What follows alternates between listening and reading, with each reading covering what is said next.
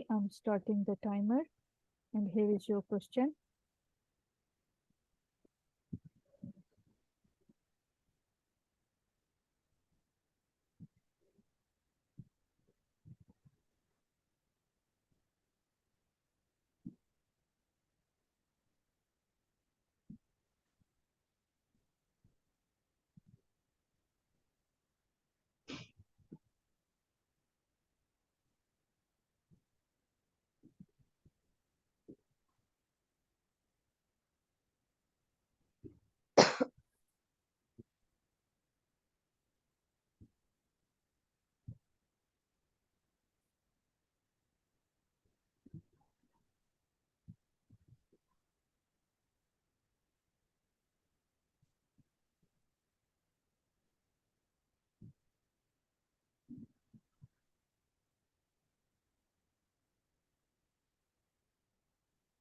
Right, so if you have read and understood, considering it surgical pathology station, kindly tell me, Yes. how would you discuss the pathogenesis with this patient? What has happened? There may be a pathological fracture Okay, how? of her right tibia, lower end. Okay. What might be the cause of pathological fracture?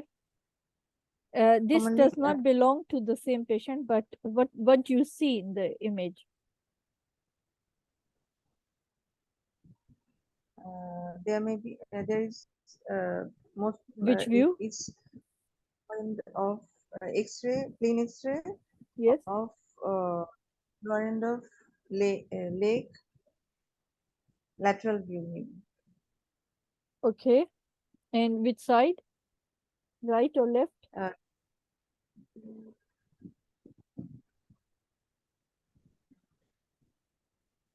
Left. It's okay. Otherwise, it says here. All right. What do you see in the image? If you're looking here, at, yes, tibia and fibula and talus, maybe, what are you looking at? here the lower end of the tibia, Yes. showing this is a Would you call sequence it from dense or yes? How would you describe? there is hyper. Is it opaque or is it dense? How would you describe it? It's radio opaque. Okay. Sequence along with the surrounding involucrum. Yes. Can you tell me if it's originating from the bone, or it might have metastasized from the body and has landed here? How would you describe the lesion or condition that you're looking at?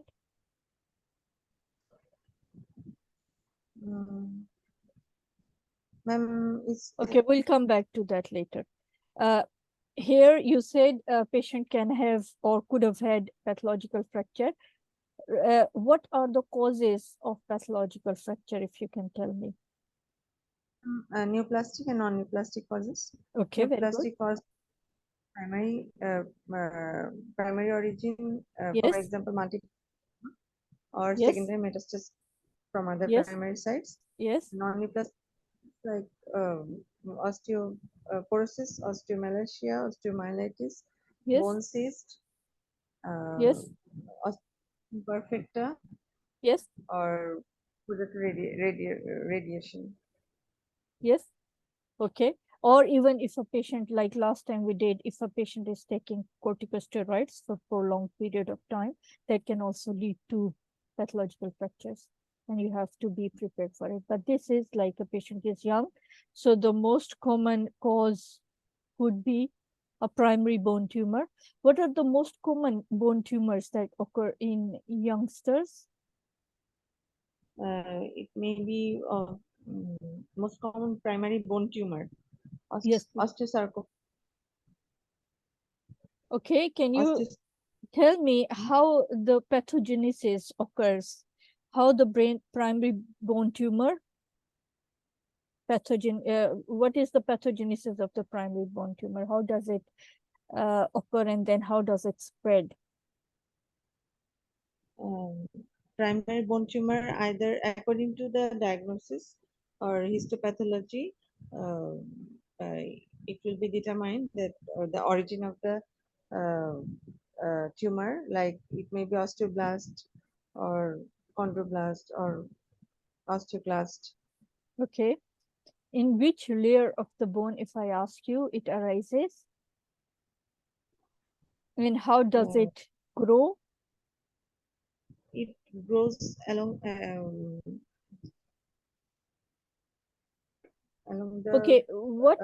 Yeah, yes, if you can recall, then we can go ahead. Or subperiosteally, it extends within the bone.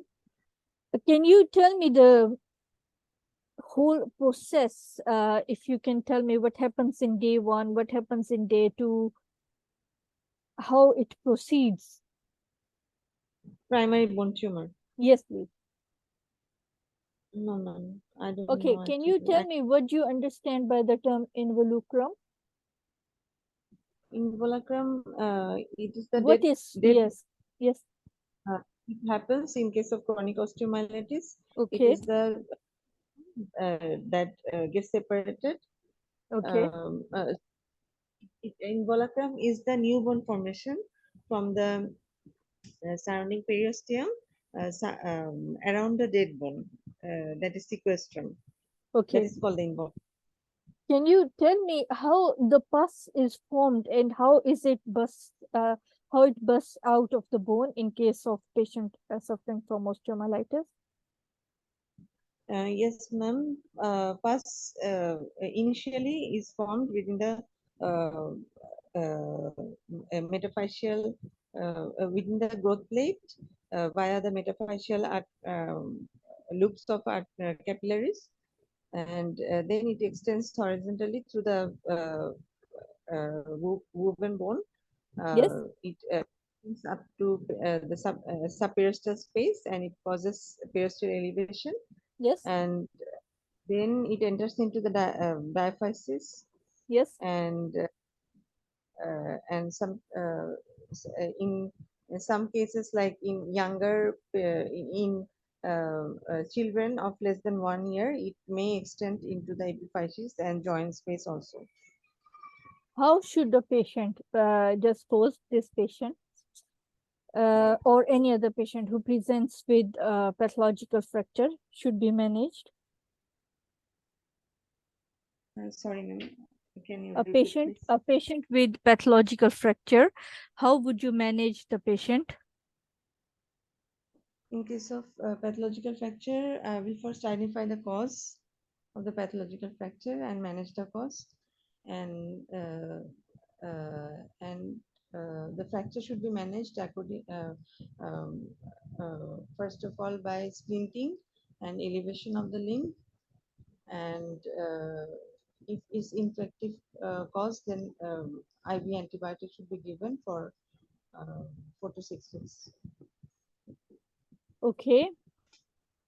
What should you keep in your mind when managing a pathological fracture of a patient when you already know that it has been caused because of a primary underlying tumor of the bone? If there is a primary underlying bone tumor, Yes. then um, first, first of all, imaging to see the extension, and plain X-ray along with CT scan if required to identify the intraarticular extension, and Okay. then bone biopsy to confirm the diagnosis. Yes. And mode of management is also very important. Um, Mode of management according That how would you repair or how would you manage the fracture that it would not occur or reoccur again? When managing a patient with a primary bone tumor, you have to keep in your mind that it can even lead to delayed healing or non-healing of the bones, or it can even lead to infection. So if in that case, what is the most common organism that can be found? Staph aureus Yes. commonly. Yes, good. Thank you.